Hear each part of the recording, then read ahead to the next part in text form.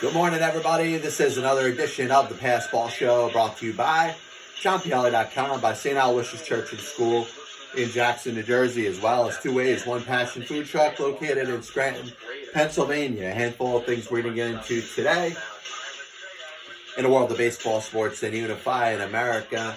Got a little bit of a recap of the trading deadline. I think it was a little underrated. The Cleveland Cavaliers getting themselves Andre Drummond. I think this is a player that could probably help them going forward. You think of the young backcourt they have with Colin Sexton. I think they might actually be a little better, especially if Drummond opts in. Damian Lillard the other day has a goaltending call, which should have been called, costing the Blazers another game. And I look back at that and I look at one player that really is so much superior to anybody else on that team, and in a lot of cases on the floor, but is not necessarily making the Portland Trail Blazers better. So we got that to talk about. You obviously have what is going to continue to mar the upcoming Major League Baseball season with the sign stealing scandal that's involved with the Houston Astros and all the different backlash that you're going to hear. You know, the more you hear AJ Hinch talk, he does the interview the other day with Tom Verducci, and he's going to go out of his way to try to clear his name. He's going to go out of his way to try to set himself up to where he can get his next job in Major League Baseball, and he's on his way. He's saying all the right things. He's taking a proper accountability. It's not going to take him away from whatever involvement he had in this scandal, but he's going to put himself in a position where he's going to be working for a Major League Baseball team soon. His suspension obviously is going to be 1 year, so he's got to serve that. But after that, he's going to have a job working for somebody. And, you know, whatever team that is, yeah, they'll have to take on what is going to be the backlash of what happened with the Houston Astros. But you're talking about a person in AJ Hinch that at least is letting it out known publicly that he feels remorseful. He is taking accountability, even though, you know, evidence pointed that this was not something that AJ Hinch came up with. He enabled it. He knew about it. And he's taken 100% responsibility for it. And that's what people want to hear. People in the business world want to hear when they're looking to hire their next employee. So the reason that I started out with this today, we got a couple banging topics to talk about today. I'm going to bring up fandom and hatred, which I think is going to be an absolute great topic to talk about, because you talk about all the similarities of people amongst a group. In other words, they're completely different people, and how that applies to the rest of the world and how we judge people. But the reason that I started today talking about the Houston Astros and the scandal that exists with them.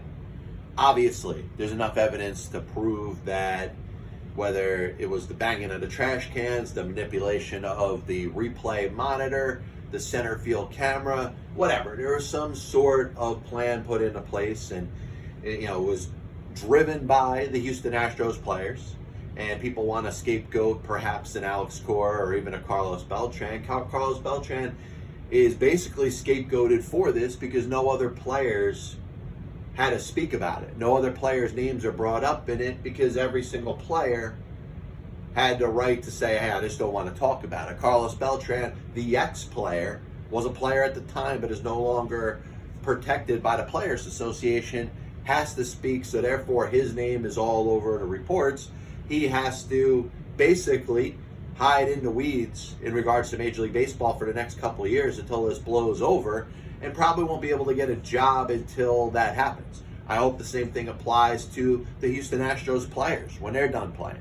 I hope the same thing applies to Brian McCann, the now former Major League player, when he looks for his next job in Major League Baseball. But one of the things that I have been the most passionate about on this show, on this program, and if you listen to it enough or listen to enough segments of my show, you know how I feel about the role of a Major League Baseball manager right now as we get set for 2020, in 2019, or in 2018.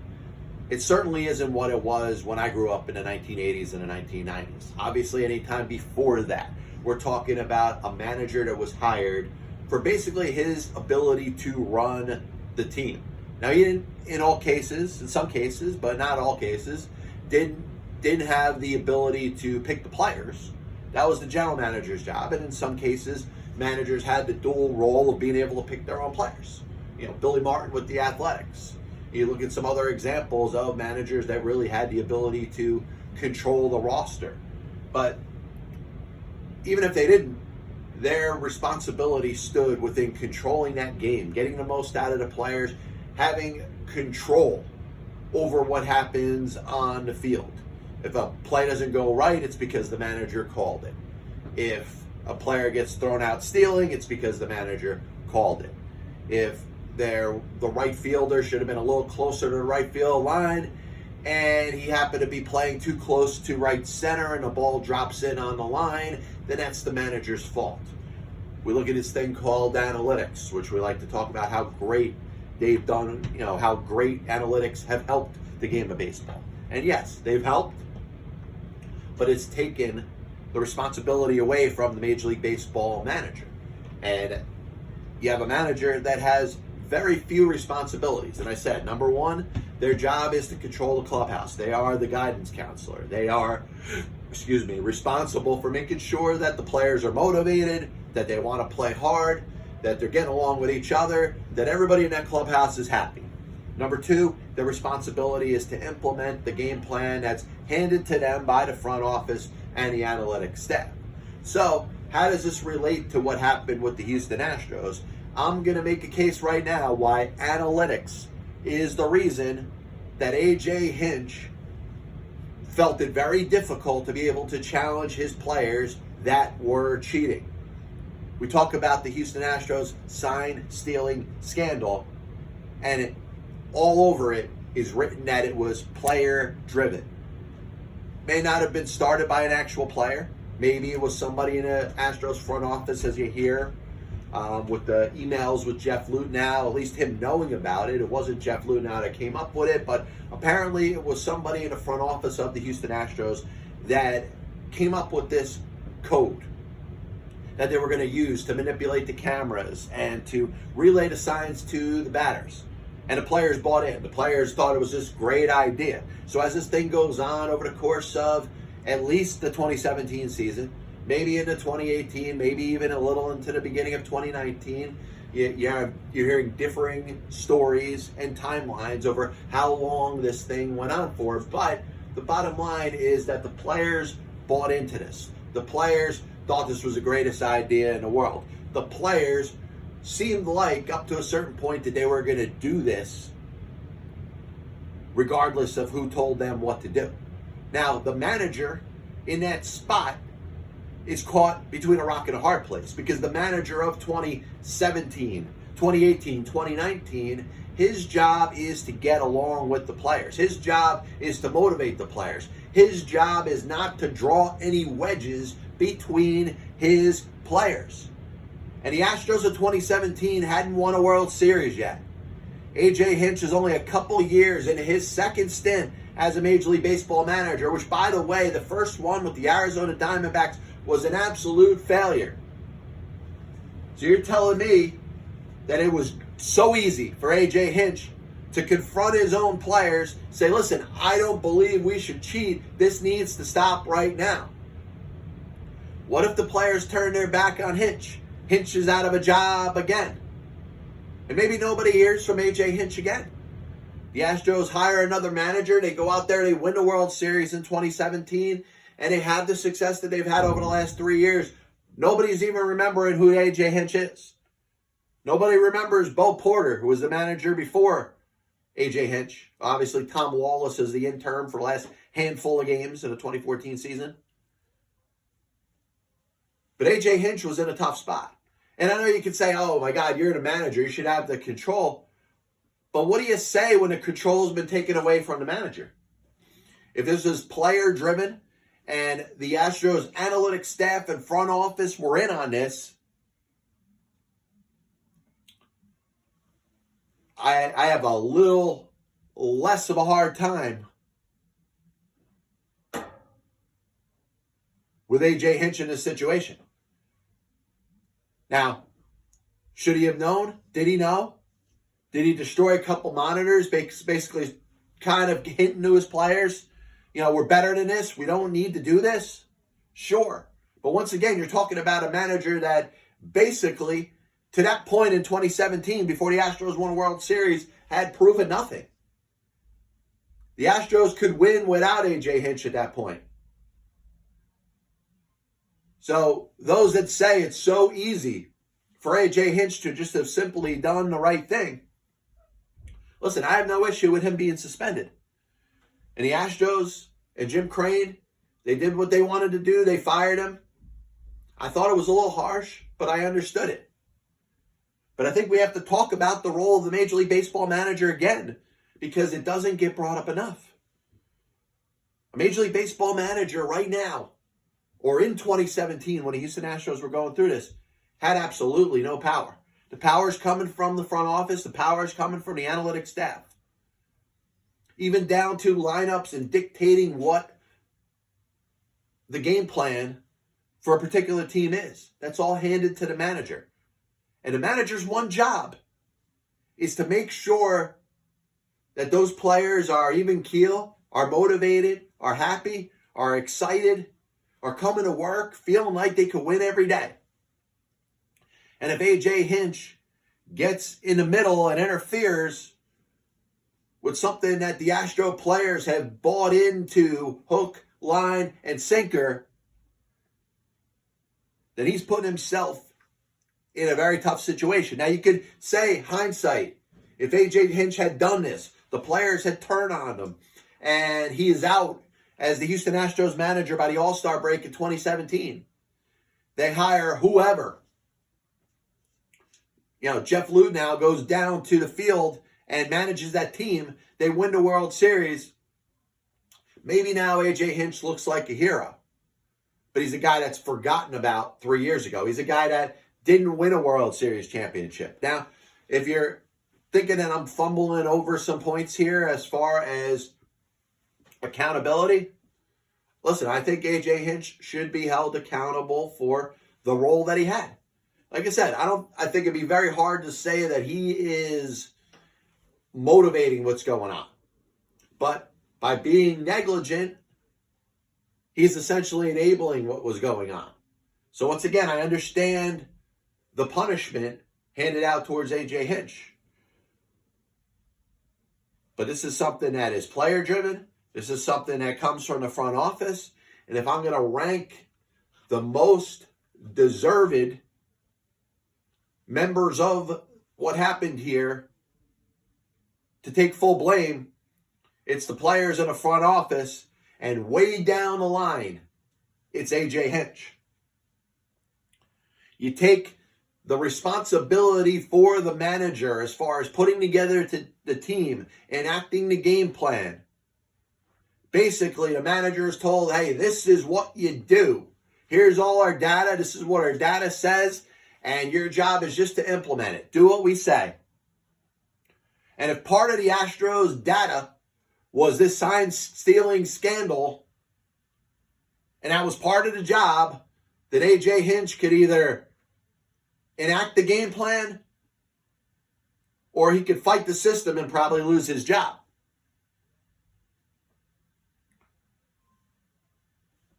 AJ Hinch didn't challenge his authority. He did what he was told, which I know doesn't come out good. But I don't know if the results of him challenging anything that was going on with the Houston Astros, especially if the players were as bought into it as has been reported, and the front office is the one that, put this together. Jeff Luhnow now is going to continue to deny it, and the more time goes by, the worse he looks. And the tougher it's going to be for him to get a job in Major League Baseball again.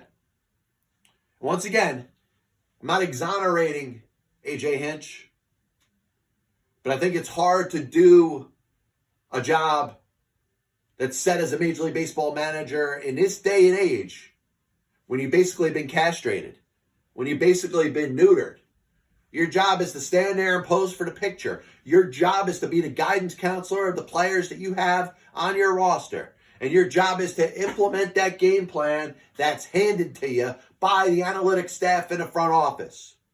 Well, what if part of the players being happy is to continue to do the cheating that they're doing? And you interfere with that, you're messing with their happiness. And what if the part of implementing the game plan that comes from the front office and the analytics staff is to enable a sign-stealing scheme that your players are operating? How would it have worked for AJ Hinch if he was insubordinate in that situation? This copyright and broadcast is authorized under internet rights granted by the World Wide Web and is solely for entertainment of our audience. Any publication, reproduction, or other use of the pictures, descriptions, and accounts of this show without the express written consent of the Passball Show, JohnPLA.com, and John PLA LLC is prohibited. Any commercial or other use of the program, such as by charging admission for its showing, is similarly prohibited. I was thinking about this the other day, and the unfortunate timing of Don Larsen's passing, which happened, I think it was on the second day of the year. David Stern, a great commissioner of the National Basketball Association, had passed away on January 1st, and a couple days later, it was legendary radio show host Don Imus. So kind of caught in the middle there was the story of Don Larsen. And I was thinking about other feats that could have happened in history. And this is going to be a tease for a future program.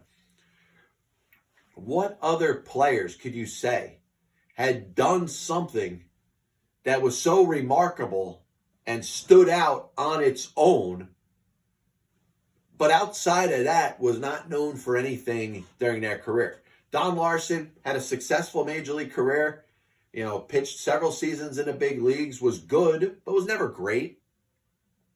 He lost 20 games for the St. Louis Browns one year, but that was a bad Browns team. And he was a marginal starter for the Yankees. He was good, but he wasn't great. Made it to the playoffs, played in the 62 World Series as a member of the San Francisco Giants against the New York Yankees. But, you think of Don Larsen and, his numbers just don't add up. He was a good player. He had a successful career. Is nowhere near a Hall of Famer. Is nowhere near a player you could say, well, oh, man, he was great from this time to this time. But he accomplished something that has never been done in baseball history and may never be done again. He threw a perfect game in the World Series. Not only that, but he's the only player in baseball history to throw a postseason perfect game. He is also the only player in baseball history to throw a no-hitter in a World Series. And I find that so fascinating. A player that, listen, you can talk about Philip Humber, who made, a handful of starts in the big leagues. One of the games he pitched was a perfect game, his only complete game shutout of his career. Okay. But there's been 22 other perfect games, one of them thrown by Don Larsen. Don Larsen did something that nobody in baseball history may ever do again. That's throw a perfect game in a World Series.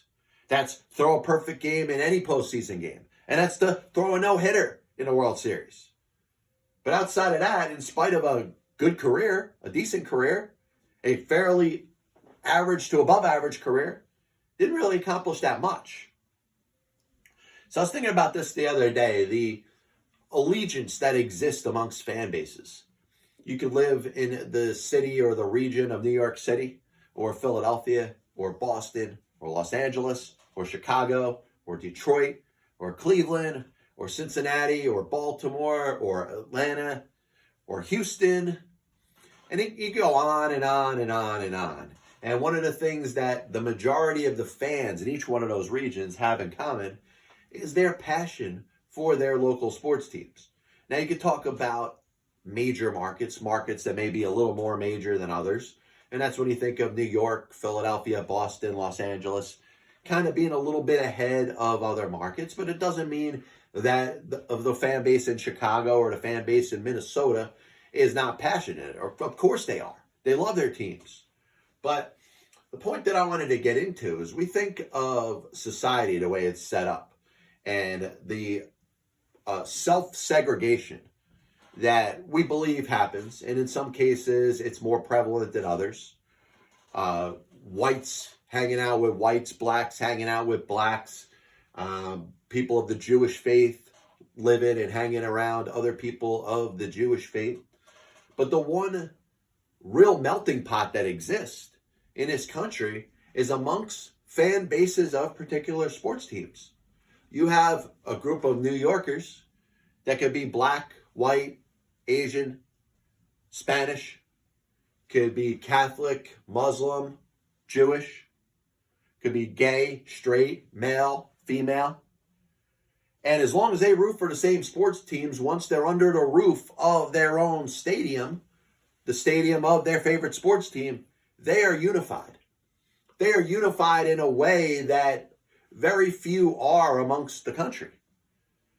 Blacks are loving whites. Whites are loving blacks. People of Jewish faith are loving people of Catholic faith and vice versa. Male and female, gay, homosexual. It doesn't matter as long as you're rooting for the same sports team. And I just find it fascinating that, there could be all this talk of hate that exists amongst people because of all their differences. But it never spills out to common sports fans. Once you're wearing that same team jersey, as you go out there and you root for your favorite sports team, for whatever reason, it doesn't matter, which is great. I mean, if you could extrapolate this through the rest of the country and maybe set this as a model for how people should treat each other. Make believe you're all wearing the same sports jersey. If you're a Mets or a Yankees fan, make believe that everybody else is wearing that same jersey. If you're a Dallas Cowboys fan, make believe everybody that you come across is a Dallas Cowboy fan. People seem to be unified when they root for the same sports team. The sports team that you root for seems to take precedence over whatever your other differences are. And I just find it fascinating that in a country that can't seem to get away from its own differences amongst its own people, its own ideological beliefs and politics, which is the root of all evil. It's basically a choice of which domestic terrorist group you're going to stand behind and root for.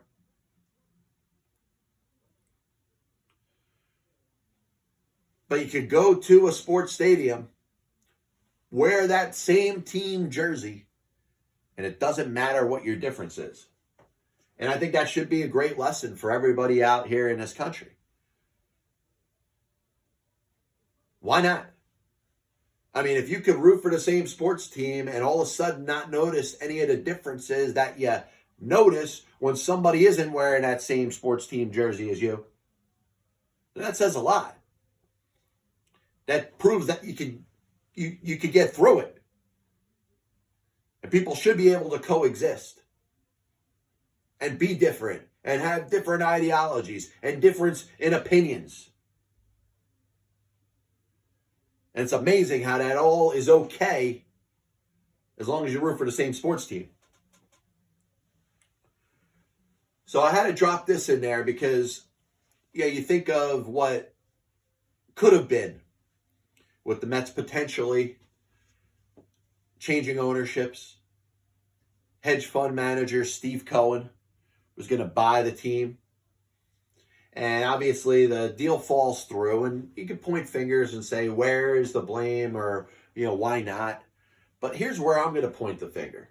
And this has nothing to do with ownership. I hope at some point the Wilpons move on from being owners of the team, and Jeff Wilpon is no longer involved with the operation of the New York Mets.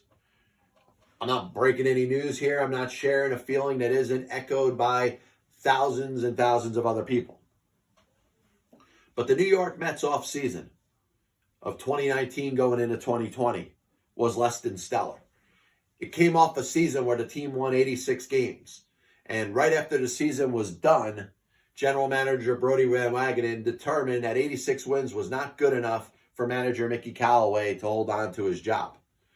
Now, outside of a surprise signing of Dellin Betances, which kind of came out of nowhere, the roster that the New York Mets are putting together for the 2020 season does not look like it's any better than the roster that was put together for 2019. In fact, the Braves have gotten much better. They have a better bullpen. They signed Cole Hamels. They added Marcell Ozuna. I know the loss of Josh Donaldson's going to hurt, but they look like a better baseball team. The Philadelphia Phillies took Zach Wheeler out of your rotation, added Didi Gregorius, and the Washington Nationals, in spite of losing Anthony Rendon, retained a lot of their key players, including Steven Strasburg and the infield mix of Howie Kendrick and Asdrubal Cabrera and Ryan Zimmerman. So that team looks like, if it's not better, it at the very least is the defending World Series champions. Do the Mets, from their roster standpoint, look like they can hang with any of those teams? The answer right now is no. So the Mets have benefited for what you would call a perfect storm of everything that has happened this offseason. The decision that they made, and I'm sorry, I was trying to use the word choosing in some weird way. Sorry for fumbling through that, but the decision to part ways with Mickey Callaway, have a prolonged managerial search, the backdrop of what happened in Houston impacting their decision to let Carlos Beltran go as manager after they hired him for 76 days, and then the process of hiring Luis Rojas, and then everything that goes on with the ownership here, from the sale of the team from the Wilpons to Steve Cohen, to Cohen and the Mets not coming to an agreement and walking away from the deal, has been a big distraction from the fact that the Mets have done very little this offseason. Zach Wheeler, integral part of the Mets rotation the last 2 years, is gone, replaced by Rick Porcello, who has not been good the last 2 years. In fact, you know who believes that Rick Porcello wasn't good the last 2 years? Not just me, not just the majority of Mets fans, but Brodie Van Wagenen, because he also signed Michael Wacha as kind of a plan B in case Porcello doesn't work out. So Wheeler's pitching for the Phillies. The bullpen, which was the worst in Major League Baseball last season, essentially returns. Diaz, Familia, Wilson, Lugo, Gesellman. Yes, they added Betances, but the rest of the cavalry is coming back. You have a 53 home run season from Pete Alonso. Back-to-back Cy Youngs for Jacob deGrom. And are we just going to assume that these are going to be duplicated feats for the 2020 season? I think the Mets have been very fortunate that there's been a lot of attention drawn to who's going to be their manager. The fact that they had to hire 2 managers this offseason, the distraction of everything that's happening with their ownership or not happening with the ownership. It is all basically masked the fact that the Mets have had a very bad offseason. And the fact that general manager Brodie Van Wagenen has doubled down on the trade that he made last offseason to get Robinson Cano and Edwin Diaz. If the Mets are going to be good in 2020, it's going to be because Robinson Cano and Edwin Diaz are good, or at least revert back to their star form. Diaz pitching like he did in 2018. Cano being that player that he was for the better part of a decade plus with the Yankees and with the Mariners. If the Mets are going to be good next season, it's going to have a lot to do with Diaz and Cano. And if the Mets underachieve and maybe take a step back, don't just finish in 4th place in the National League East, but become a 500 to sub-500 team, it may be for the very reason that Cano and Diaz contribute little to nothing to help this team. But at least right now, if you're a Mets fan, you have the distraction of who your manager was and will be, the situation that's going on with the ownership, basically hiding the fact that they've done very little to upgrade their team. The Phillies have gotten better. The Braves have gotten better. The Nationals have at least retained all that they could retain. The loss of Anthony Rendon is going to be a big deal. Absolutely. Who's playing third base for them? They missed out on Donaldson. Donaldson going to the Twins helps everybody in that division. maybe hurts the Braves and the Nationals a little bit more because you would have been a great fit in either one of those two cities. Braves are better. Phillies are better. The Nationals, you may say they're, I don't know, loss of Rendon may not make them as good as they were last year. They're still the World Series champions. The Mets, they're not better. But right now you could hide behind the search for a manager, the search for a new owner, and kind of forget that the Mets didn't do very much this offseason. A little bit of a recap of the show today. I spent some time talking about AJ Hinch and the role of a Major League Baseball manager now. Did it make it difficult for Hinch to stand up to his players in 2017 when they were cheating? Were the players going to listen to him? Were they going to turn their back on Hinch? If AJ Hinch loses his job, he's not part of the team that wins the World Series that year, so he has absolutely no clout.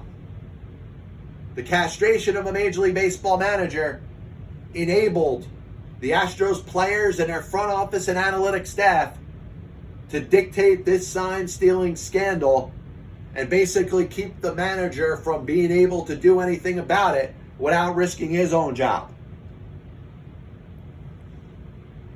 Spoke a little bit about fandom and hatred. In spite of the United States of America being the melting pot, there's still issues that exist within ideologies, within religions, within races, sex, sexual orientation.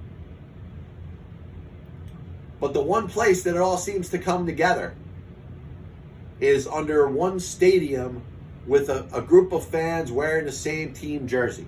In other words, you could be from whatever region and root for the same sports team, and all of a sudden it doesn't matter what you look like. And I think that should be a great lesson to the people of this country. If you could unify amongst the sports team, why can't you unify under the umbrella of the one country that has the freedom that it has and really has the best of everything? Spoke about the Mets and how they are hiding, not intentionally, but it's a perfect storm, that fans are distracted because of who the manager was and will be and how long that took, and the ownership transformation that could have been and ended up not being. And it all hides from the fact that the Mets have had a very weak offseason, that their team, as it's getting ready for 2020, doesn't look an ounce better than a team that fell 3 games out of a playoff spot last year and did so with a great September. And you know what we feel about September. It's very hard to build momentum off of a previous year's September. You're playing against, in some cases, inferior competition. You're also facing teams that may be ready for the playoffs. They may be in already. A lot of the players are up from the 40-man rosters. I know the rule's going to change this year, but you see dealing with a lot of minor league players. You have a chance to pack up some wins in September that aren't going to necessarily transfer to the next season. So the Mets, who don't look like they're any better of a team than they were last season, are going to have their hands full. But if you're a fan, you can talk about who the next manager is, who the previous manager was, how long that took. You can talk about who the next owner is going to be. And the Mets are smiling because it's a great distraction over the fact that they've had a lousy offseason. I do want to thank everybody for tuning in. This is the Pass Ball Show, brought to you by JohnPLA.com, by St. Aloysius Church and School in Jackson, New Jersey, by Two Ways, One Passion Food Truck located in Scranton, Pennsylvania. We'll be back with you next Thursday, obviously discussing everything going on in the world of baseball, sports, and unifying America. We'll try to put a couple 1-minute clips up through Instagram. So a couple more valued points. I think I got a couple that we'll pull off of this show. Best way to follow me if you're interested in being part of the show or listening to the show, iTunes, Google Play, but also YouTube. And I do want to thank everybody that spends a couple minutes with me. So we'll be back with you Thursday. This is the Passball Show. God bless you. And as always, I'll see you on the other side.